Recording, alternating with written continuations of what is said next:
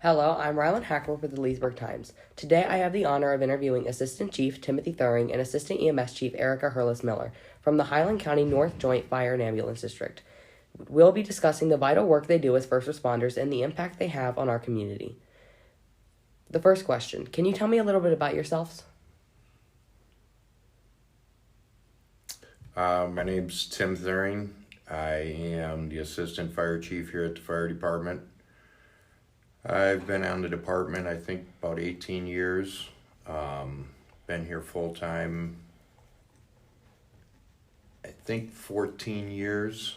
This might be the start of my 15th year. I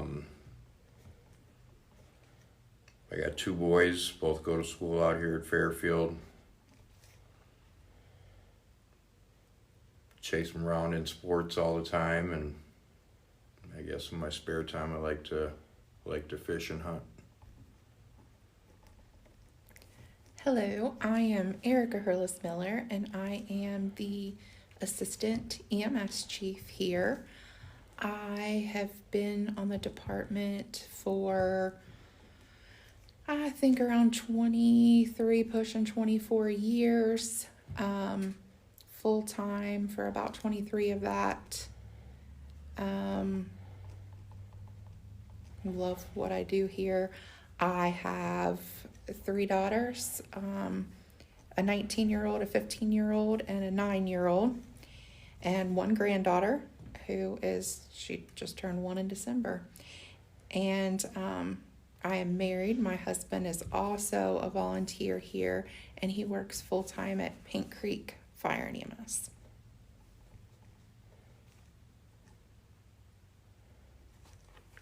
Could you describe your typical day-to-day responsibilities?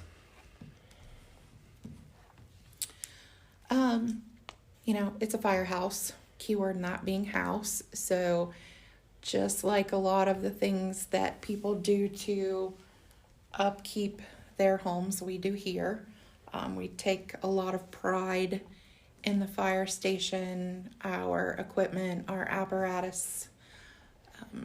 We know that times are tough and, money is a little short for everybody. So the fact that the taxpayers support us by, voting on the levies and ballots to financially help us do what we do here. We take that responsibility very seriously and have a lot of pride in what we have here. So we do a lot of cleaning, and whether it's trucks or the station, you're Outside. Yeah, outside, but like dusting, Windexing, cleaning restrooms, kitchens, it's mopping floors, carpets, all that kind of stuff. Trucks, washing trucks, waxing trucks, Keeping up with the maintenance on the trucks. Yep. Maintenance is really important. Same way with a lot of the equipment requires the maintenance. Just making sure everything's clean, sanitized, and ready to go for any and all emergencies that may arise. And making runs in between cleaning. Yep, and making runs in between that. And we also do some PR stuff, which is probably, for me, one of my favorite things that we do around here. We're always trying to, not just in the face of emergency, but those other times where we can maybe prevent some emergencies from happening with education, installing smoke alarms. We do all of that in those in-between times as well to, once again, just a different way of being able to give back to the community.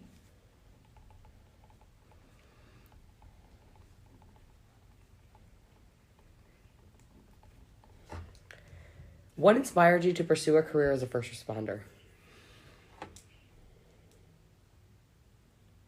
I think for me personally, I have always had a drive to try to help, be helpful to people in whatever capacity that might be. I think this job, you can do that in multiple different capacities. Sometimes it can be by being encouraging. Sometimes it can be just an emotional support type of situation. I think that's the sides of it that people might not necessarily think of when they think of fire and EMS personnel. We're not just the people that show up to spray water on a fire or do CPR or splint a broken leg. There's also multiple different pieces that I probably was a little naive to coming into it, that until you're in this role and acting in this capacity, you don't really know all those different things that come with the job per se. So I guess ultimately that's what it is for me. It's just that drive to be able to help people. We don't ever wish anything bad to happen to anybody, but we do just kind of want to be there to help if it does.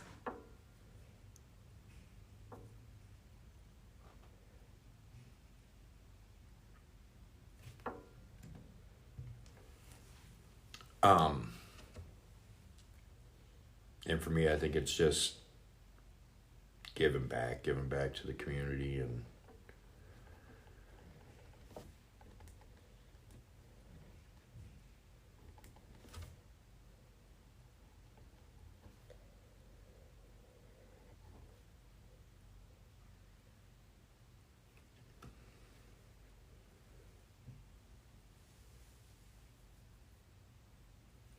I think that's the big one, is just giving back. I mean, that's what we do.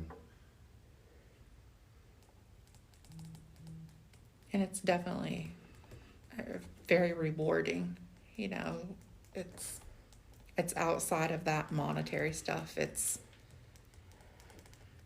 There's a lot of jobs you can go out there and you can make money. You can fulfill that monetary need that you have in your life, but there's not a whole lot of jobs that you can go out there and do that will give you just that spiritual, that emotional, that need that gets fulfilled by being able to help other people.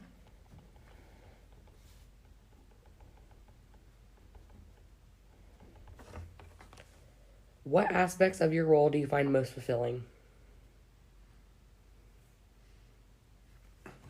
I think it kind of leads right back into the same thing. It's just being able to help and make a difference for people. And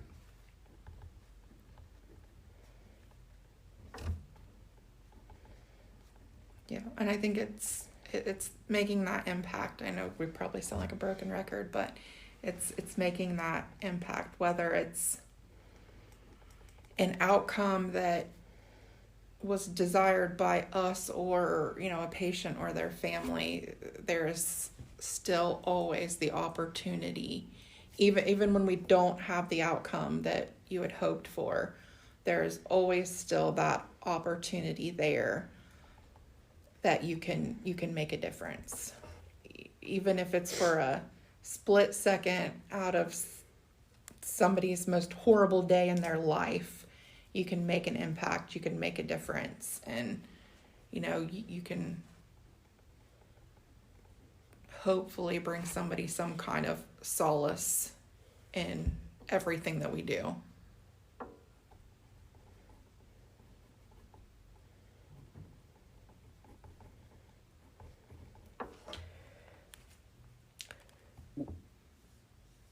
What notable accomplishments have you achieved in your career?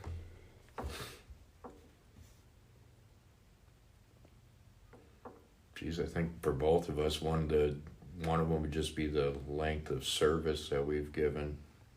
We see a lot of people come and go in the time that we've been here. You get people that will be here for a couple months to, a year or two, and then they move on, they find something different.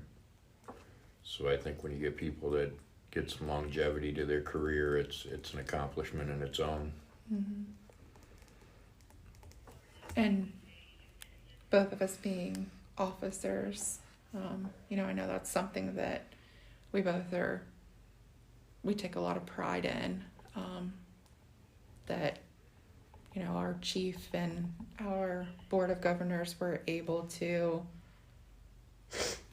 I think, instill in us that confidence and faith that they see the effort that we put forth, and they see the time that we put forth, and probably I would say a lot of the passion that we put forth. We're both very passionate about what we do. We try to help kind of reflect that passion onto other people. We try to be supportive of the other members that are here. There's this type of career can take quite the emotional toll on people, so we always want to make sure that we're keeping an eye on people and all of that. So I think it's just, like Tim said, it's being around here that long. It's being able to hopefully lead the other people that are coming into the department, and hopefully one of those one day will be our replacements when we decide to retire, and hopefully that's a passion that we can help nurture and foster, so that when it's our time to hang it up, there's people that we can leave and have 100% confidence that this community is going to be taken care of with the same standards and passion that we have. What does the role of a first responder mean to you personally?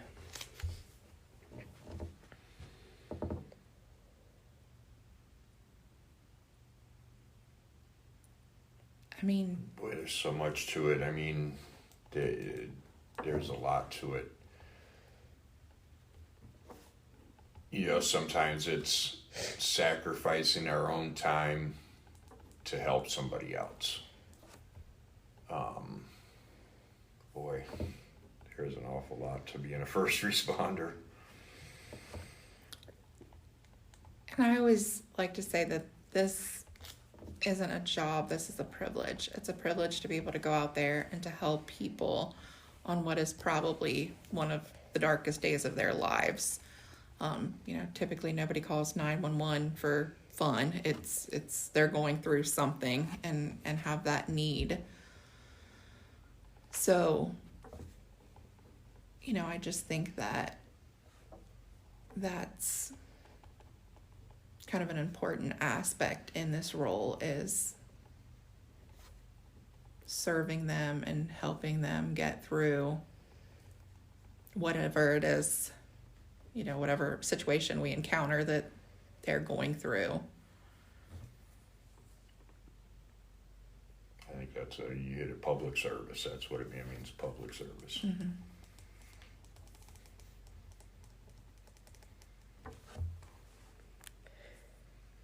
Can you share an experience of a particularly challenging situation you've encountered on the job?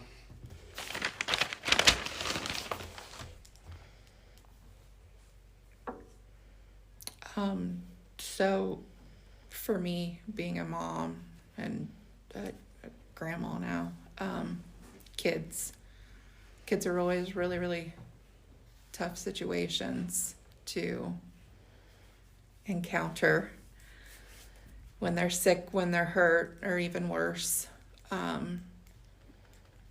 So I think that's probably runs involving kids, and I think you're going to find that probably throughout Universal. A lot of first responders in general would probably have the same response. No loss is an easy loss for us. It's something that we, all think about. But the loss of a kid or a child can definitely wear on us.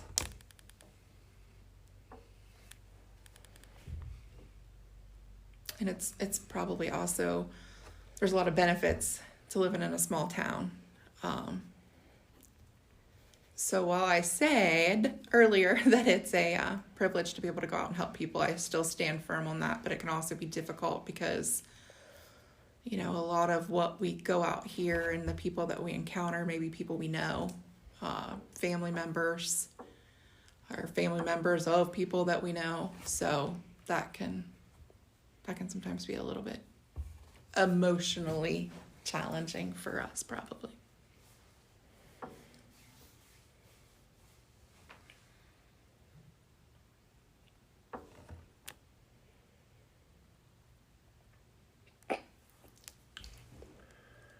I guess I'd have to agree with Erica. Kids are obviously, I think, universally for everybody, they're tough to deal with, being sick, being hurt. So it's always a challenge for us with kids.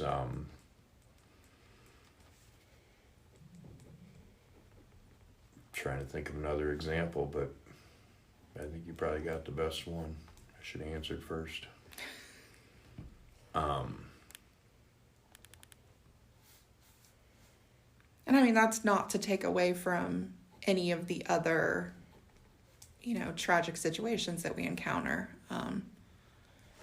I think any loss is just that, it's a loss. So, I think empathy is something that runs deep for first responders as well. So although it might not be, my mother, father, or grandmother that we're there on, it's still someone's mother, grandmother, father, brother, sister, whatever. And that can be tough too. That's a significant loss that somebody's encountering, and makes us definitely appreciate life and how precious it is, and we all try to take advantage of that, I think, every day. What personal attributes do you believe are essential for someone in your position?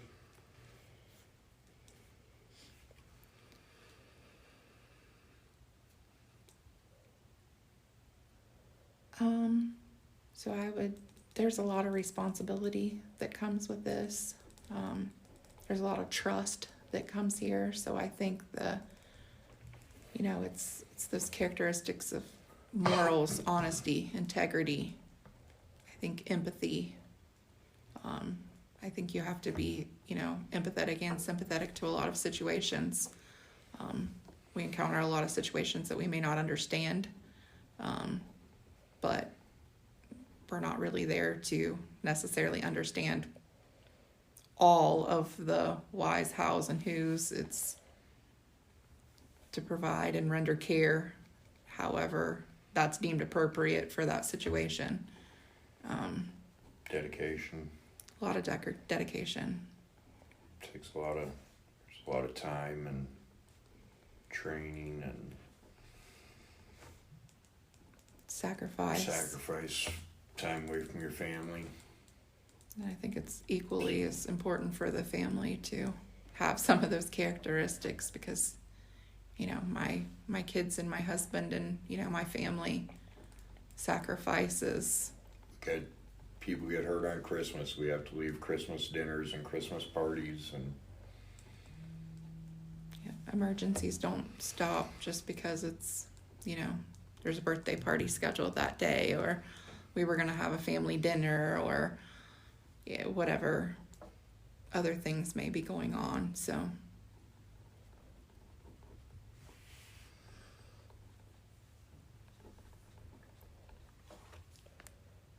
What impact do you aim to have on the community through your service?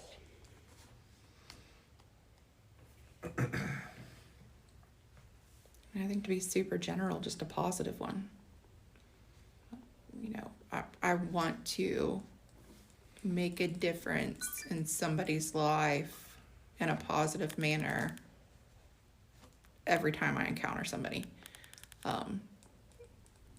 make it safer. We do like Erica said, there's a lot of programs. We do the fire safety program at the school, teaching the younger kids about fire safety.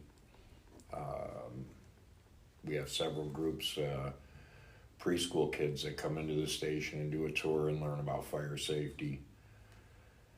I think we hand out smoke detectors. We've got some smoke detectors that we give away, and trying to make households safer. And so I think just trying to make things safer is part of what we do. Instead of trying to be reactive, be a little proactive with things.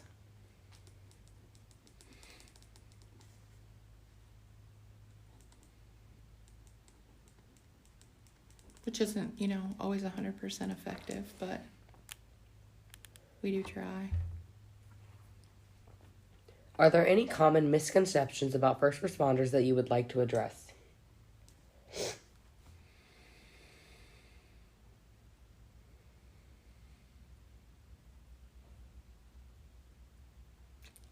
I think in general,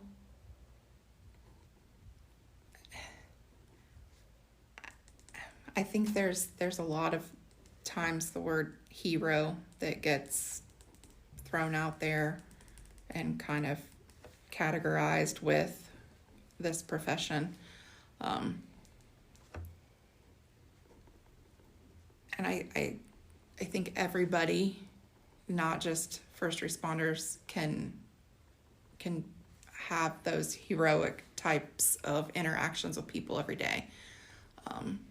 Sometimes it's big measures. Sometimes it's the smaller ones that are just as important to change somebody's day.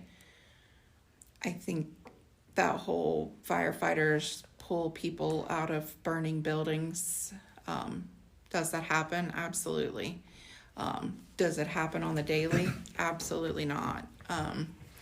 It's not always going to be those great big, productions like that happen. So we remove bats from houses. We get snakes out of houses, birds out of trees, cats out of trees. Mm-hmm. I give a lot of hugs. That was a struggle for me during COVID because, somebody was emotional and like having a bad day or whatever, and they needed a hug and we couldn't do it. So that was really awkward for me because I had to change my whole line of thinking. But it's just those moments. It's those moments where somebody needed something and we could provide it. Might be small, might be large, but it's just something that somebody needed. Can you tell me more about these birds in the trees? So we had a lady call. Her pet bird got out of the house, and it was up in the top of the tree in the front of her house, and she couldn't get it out of the tree. Her cockatiel. And it spent the night in the tree, and the next day I went out there with the bird cage, and I sat there with the bird cage, and I put cockatiel sounds on my phone, and that bird come flying down from the tree, and it swooped past me, and I stuck my hand up, and I caught it out of the air, and put it back in the cage and gave her a bird. True story.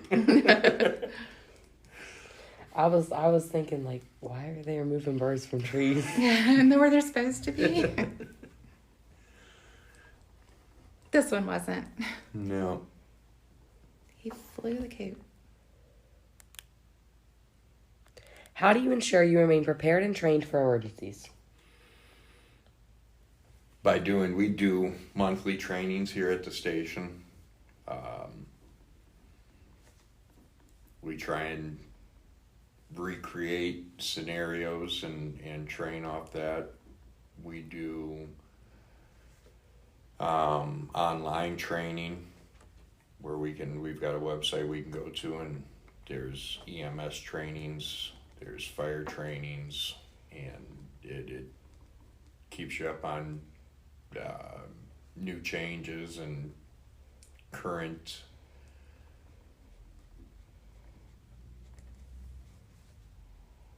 trends, I guess, in the fire service. There's county trainings that are offered monthly. Places like, MedFlight, CareFlight, UC will come in and they'll do trainings with us, which is really, really nice because we work a lot, as a county, we work with a lot of neighboring departments. For us, being in Leesburg, Paint Creek's a big one because they have a station in Hillsboro and they have one in Greenfield, so we're kind of in between there. So we get the pleasure of working with those guys and girls quite a bit.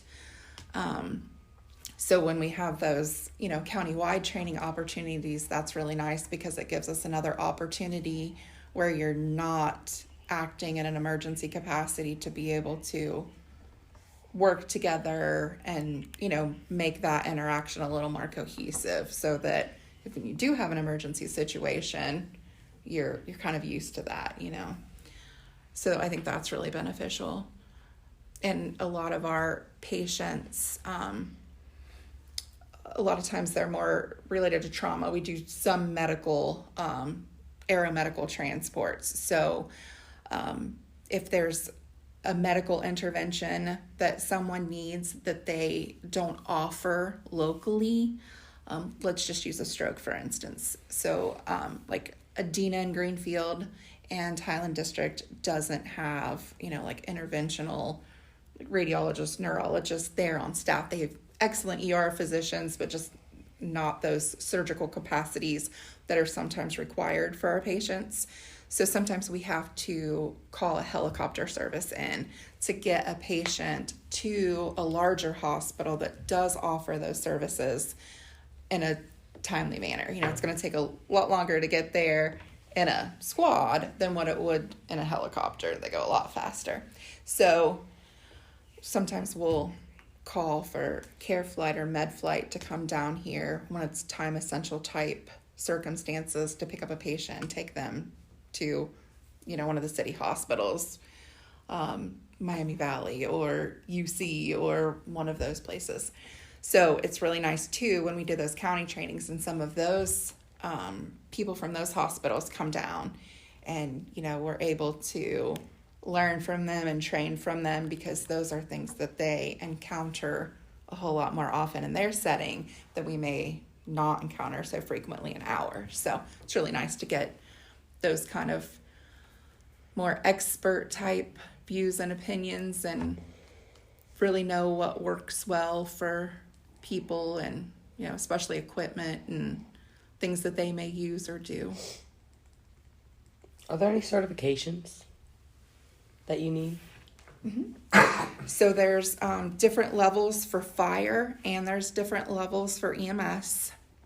They have for fire, I don't know that they use it a whole lot anymore. They used to have like a 36-hour volunteer firefighters, 120 firefighters, which is a firefighter 1, and then they have a firefighter 2, which is a 240 firefighter. A lot of your full-time departments, since they're close, I'll just name Paint Creek.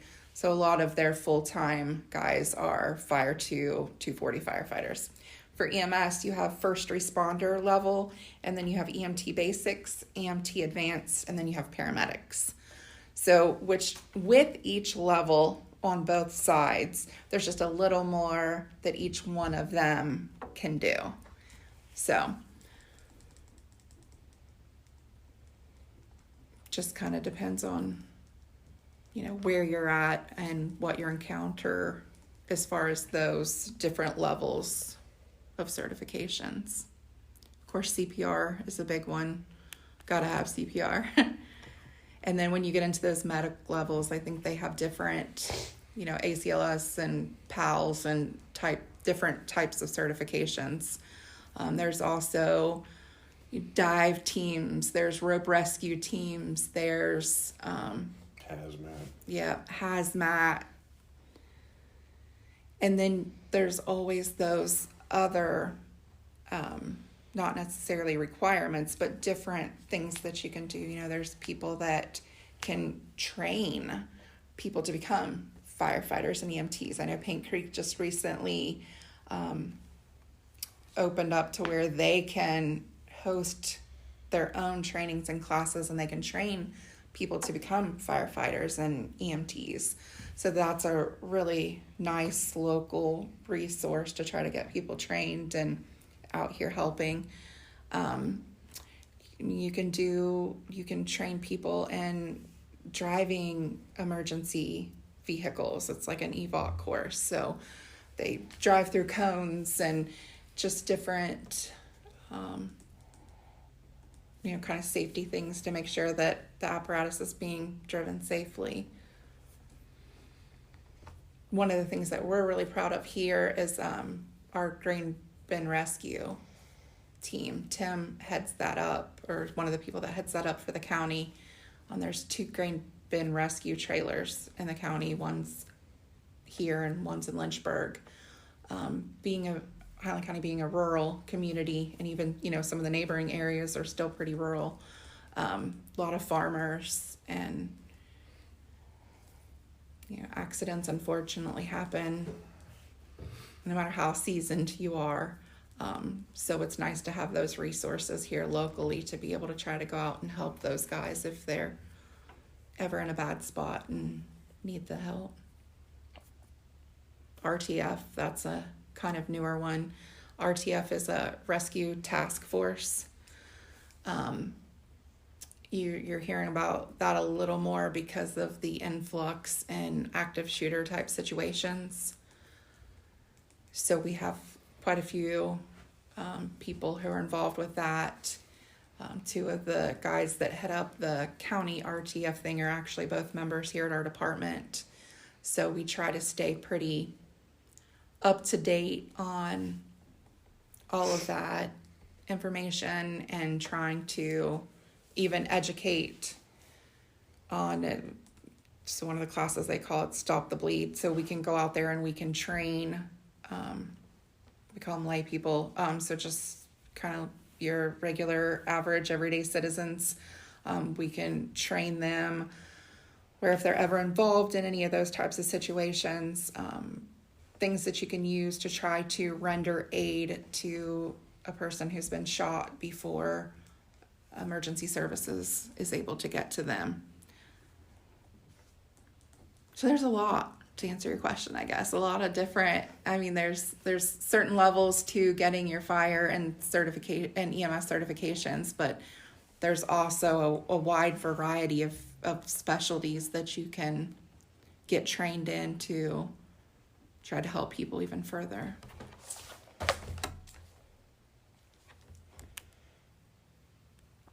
What advice would you offer to individuals considering a career as a first responder?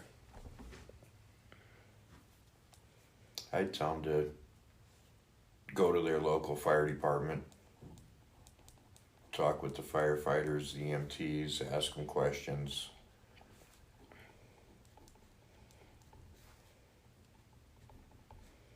Would definitely love to talk. So. Yeah, and we offer, here, we pay for people to get certified in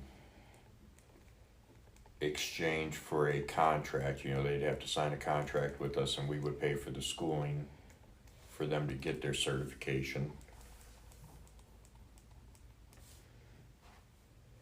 So, like I said, the best thing would be go to your local fire department and ask questions, see what the steps are to becoming certified, and it's different for different places, and you'll get your answers. Mm-hmm. And I think doing some research on that and making sure that they are prepared for all that entails. Those sacrifices. Classes are short. The duration, as far as the months involved, isn't a super long time, but it's a whole lot of information very quickly. So you might look at it and be like, oh, I can handle going to class that many days for that many hours. But in the same respects, you need to spend about that same amount of time, if not more, outside of that classroom setting, studying, going over those materials so that you can pass the class. If you don't have that time to devote to it, then maybe that's not the right time for you to pursue it. So just research, look into it, see what all it's going to entail.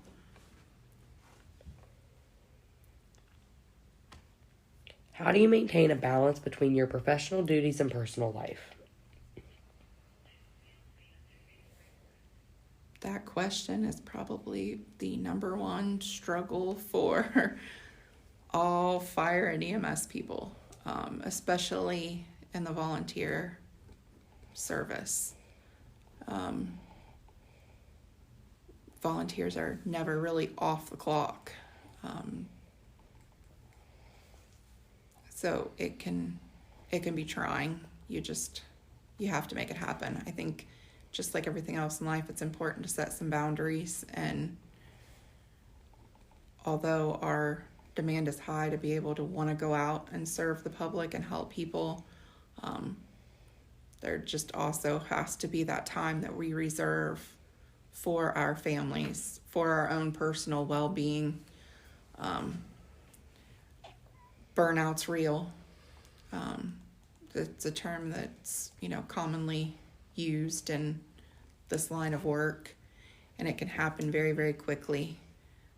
We get pretty amped up to be able to go out and help people and seem to put some of the other things, push those to the side a little bit, and eventually that catches up with us, I think. So it's very, very important to try to set those boundaries and stick to them. Yeah. And it's hard for us too. When you hear a call come in and somebody can use your help, it's really hard to not jump in your vehicle and go offer those services. But sometimes you just gotta kind of put your own physical and mental health first and take a break. Can you discuss any instances of teamwork and camaraderie within your department?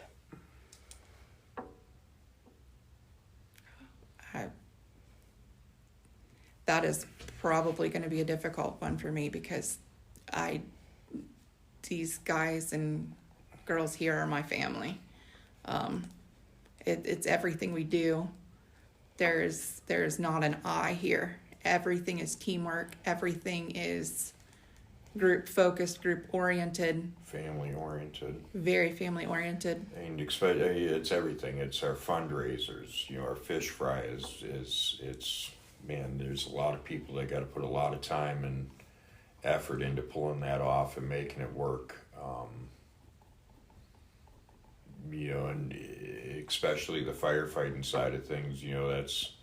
It's all teamwork. It's there's a method to attacking fire, and everybody's got to work on that together. Everybody's got to be on the same page and understand what everybody else is doing. So I think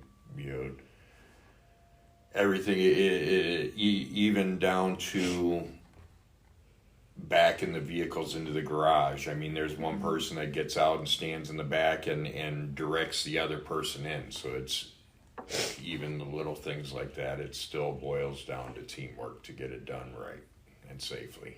Mm-hmm. What do you find most rewarding about your profession?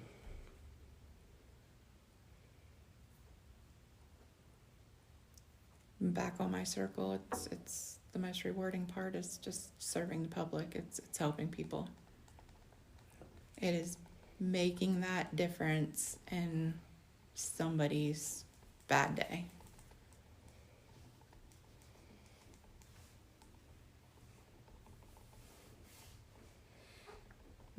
That's what our whole goal and initiative is. It's what drives us to do what we do. Is we just want to help people.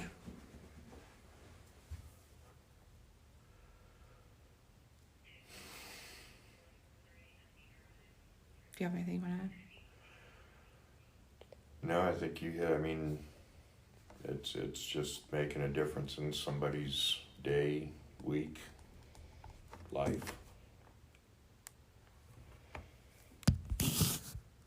Thank you so much for having me. I really appreciate the opportunity to be here.